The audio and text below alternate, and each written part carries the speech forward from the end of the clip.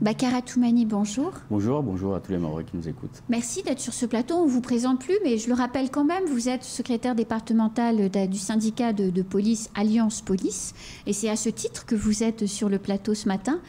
On va parler ensemble de cette agression et de ce qui s'est passé ensuite derrière d'un policier jeudi soir à Tsunzu. Qu'est-ce qui s'est passé à Tsunzu jeudi soir, Bakara Toumani? Oui, alors comme à chaque fois qu'on vient ici, on le dit souvent, la sécurité des Maoris, c'est également aussi le soir. Nous avons un de nos collègues du GSP qui travaille en tenue le soir qui a été agressé à Tsunzu. Il s'agissait d'un équipage, en fait, ce fonctionnaire composé était chef de bord d'un équipage qui patrouillait sur Tsunzu. Ils ont fait un premier trajet de Tsunzu 1 vers Tsunzu 2 et au retour de Tsunzu 2 vers Mamoudzou, arrivés à hauteur de la mosquée, vous avez un parquet là, ils ont été agressés par plusieurs individus à coups de cailloux, dont l'un va heurter violemment notre collègue sur le front et le mettre à KO. Et d'ailleurs, aujourd'hui, lorsque vous voyez le véhicule, vous avez les stigmates de la violence des galets qui étaient balancés sur eux. Quand on dit caillou, là, en l'occurrence, la pierre que ce monsieur a reçue dans le visage, elle faisait 300 grammes, c'était un parpaing avec des arêtes saillantes. Il faut dire les choses. Oui, je pense que ce n'était pas un petit caillou, c'était... Une pierre. Ouais, une pierre, non, c'est vraiment une pierre. Et puis c'est surtout la volonté de ces jeunes et de ces auteurs d'intenter à la vie de nos collègues. Parce que je ne pense pas qu'ils le connaissaient individuellement, mais c'était porter atteinte aux forces, à l'autorité de l'État. Et ça, c'est régulier aujourd'hui à Tsunzu. D'ailleurs, j'en profite pour dire que l'Alliance Police Nationale avait réclamé l'arrivée du RAID, et le RAID a été employé aussi à Tsunzu parce que ça devient régulier à cet endroit où ces jeunes ont pris l'habitude de casser les forces.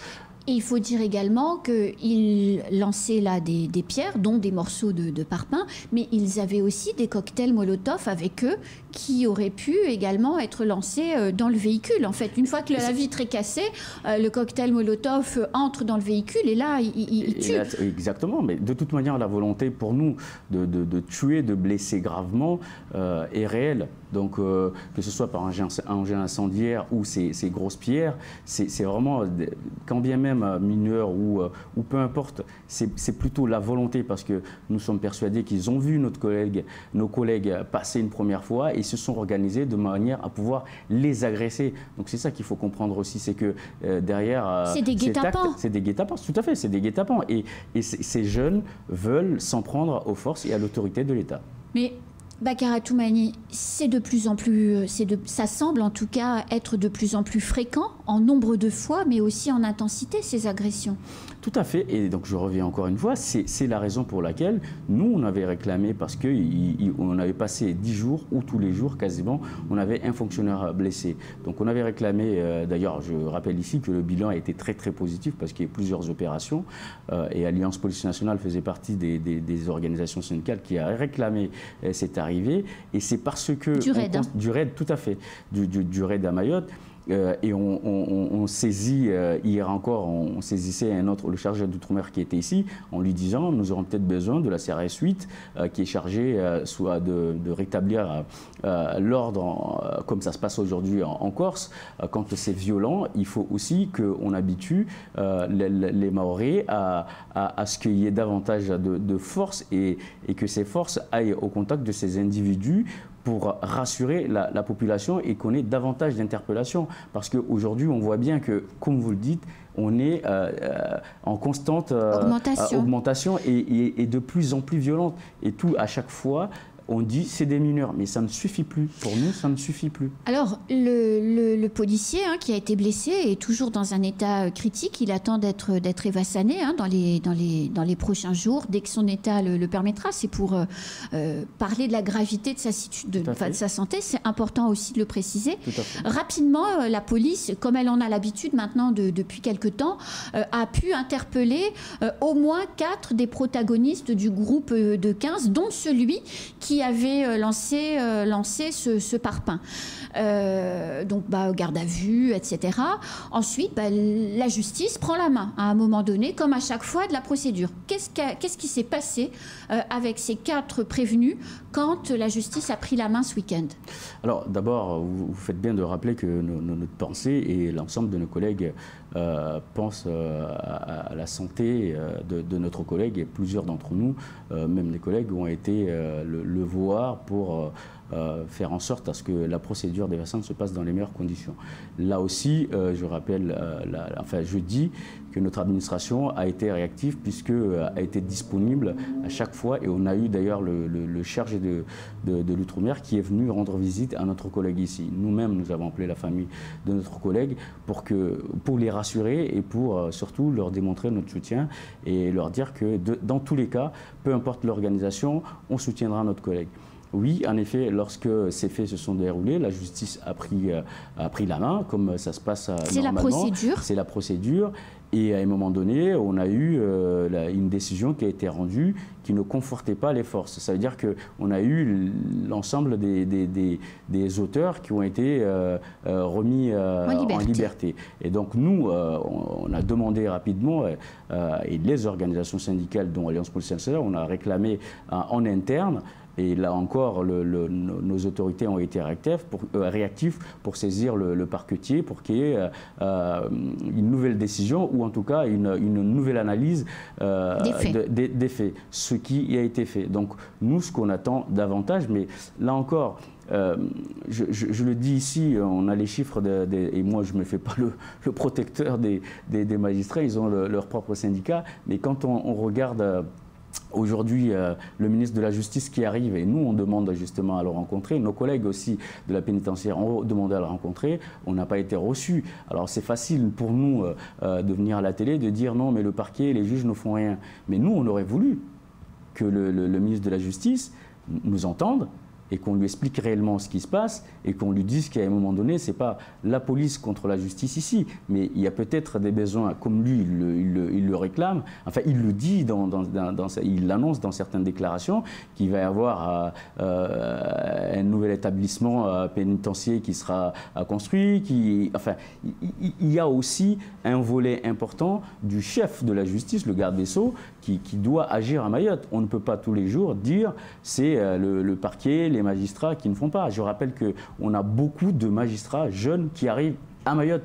Et peut-être qu'à Mayotte, j'ai connu ça en région parisienne, à un moment donné, on disait non, c'est des anciens qu'il faut à Paris, dans certains endroits, pour pouvoir justement pallier aux difficultés de la vie de tous les jours.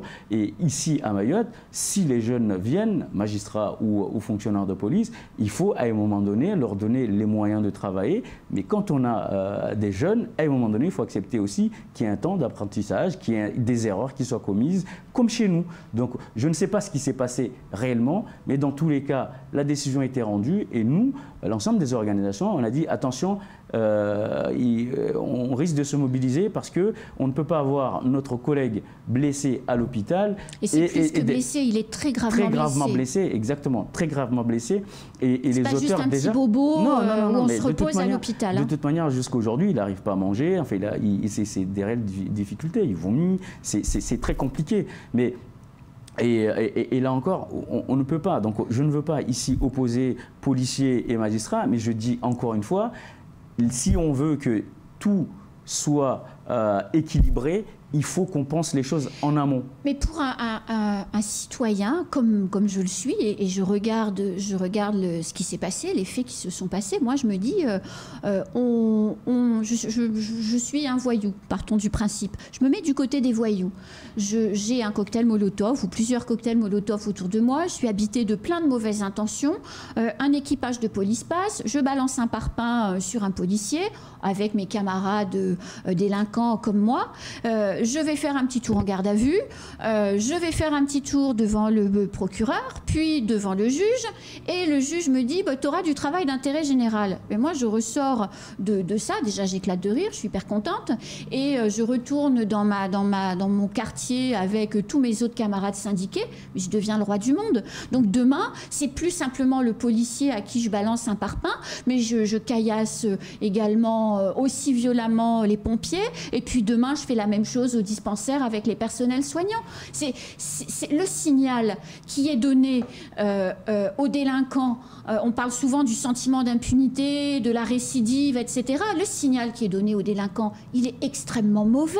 Tout à fait. Ben, il les encourage. Si on en reste à cette décision de laisser libre cet auteur, oui, et il encourage les jeunes à commettre davantage de crimes et délits. Mais c'est là où aussi, nous, on félicite en tout cas la réactivité de nos collègues qui ont été, je dirais, qui ont été au contact, qui ont eu les informations nécessaires pour interpeller ces jeunes, parce qu'il faut rappeler que non seulement si vous laissez ces jeunes en liberté et que vous ne les interpellez pas à temps, il y a la possibilité de fuite. C'est-à-dire qu'ils peuvent se barrer de Mayotte dès qu'ils sentent que ça sent mauvais, mais en plus, ils peuvent recommencer, puisque la bêtise les anime.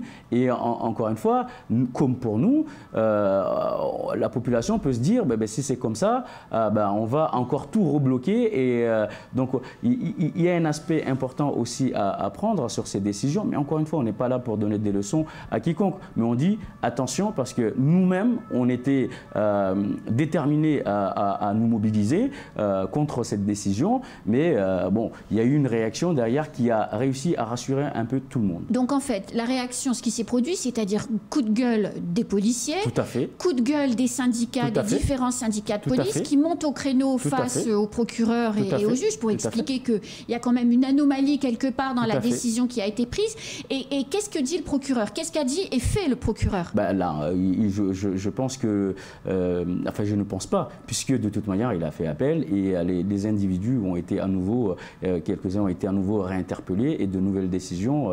Enfin, normalement, hier, les individus, l'ensemble des individus ont été déférés, mais parmi ces individus, il y avait aussi des mineurs de moins de 13 ans, en fait, des mineurs de 13 ans. Donc là encore, les décisions, nous, on ne connaît pas exactement les principes qui animent les juges à prendre telle décision, même si on veut à peu près. Ce qu'on demande surtout, c'est qu'à un moment donné, il y ait un travail de collaboration, d'appréhension du travail des uns et des autres pour que les nouveaux fonctionnaires de la justice, quand ils arrivent ici, en tout cas les magistrats, puissent appréhender le travail des policiers. Et là, on l'a dit. Et la réalité de la délinquance aussi. Et c'est important, puisque dans tous les cas, quand vous allez à Mangatélé, vous allez à Tanafou, ou vous allez à Tsunzu, en raison même de l'ambiance qui règne le soir ou la journée, vous comprenez tout de suite que lorsque les forces sont agressées en permanence, ça devient dangereux. Et à un moment donné, c'est la population qu'on expose, parce que nous, on n'est pas là non plus pour subir en permanence. C'est pas le jeu. Quand on sait qu'on relâche derrière les agresseurs de policiers. Et nous demandons justement qu'il y ait davantage de fermeté. C'est pour ça qu'il aurait été intéressant pour nous de rencontrer, et nous, Alliance Police Nationale, on avait formulé une demande écrite de rencontrer le garde des Sceaux. A priori, il n'a pas eu assez de temps pour nous rencontrer, mais c'est important que nous voulions le rencontrer, parce que c'est quand même lui le chef. Il réclame davantage de fermeté, mais donne-t-il les moyens à tout le monde aujourd'hui? Collabore-t-il assez avec le ministre de l'Intérieur pour que Mayotte soit prise en compte? Nous voulions, lui, aujourd'hui, avec la loi de sécurité globale, lui en parler, lui dire oui, là on a encore un collègue qui est blessé, on en a eu 10 qui sont blessés. Quelle mesure pour Mayotte? Parce que ça, c'est important. Bakar Atoumani, vous avez dit, là, il y a quelques minutes, une information importante. Parmi les agresseurs, ou en tout cas le groupe de 15 qui ont agressé ce policier, il y avait des mineurs de 13 ans. Oui, il y avait des mineurs de 13 ans, oui. Parce qu'ils étaient tous mineurs, oui. Mais il y avait des mineurs de 13 ans. Qui composaient le groupe.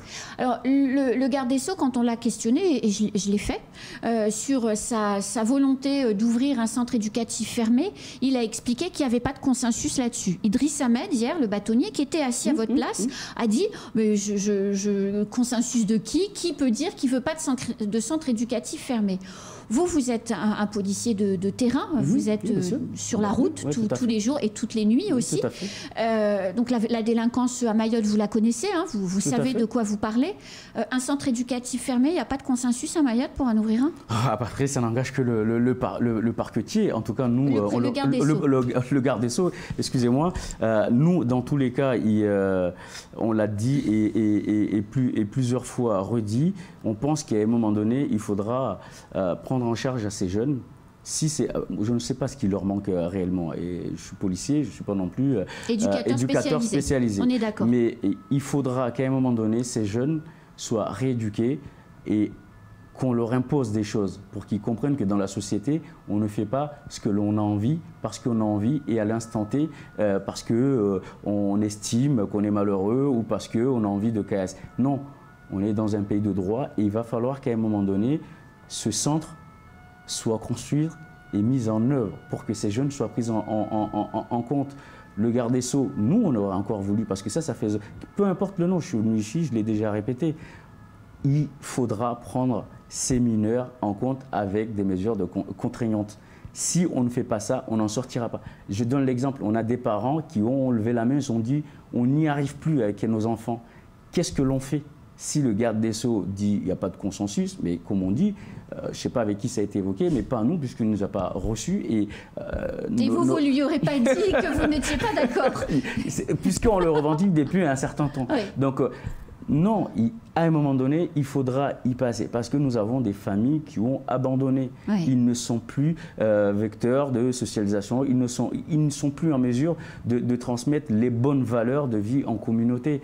Il faudra y passer. En tout cas, à Mayotte, nous, à travers la loi de sécurité globale, on aurait souhaité, d'ailleurs, qu'on l'évoque avec lui pour la protection des policiers, mais aussi pour évoquer tout ce qui se passe à Mayotte.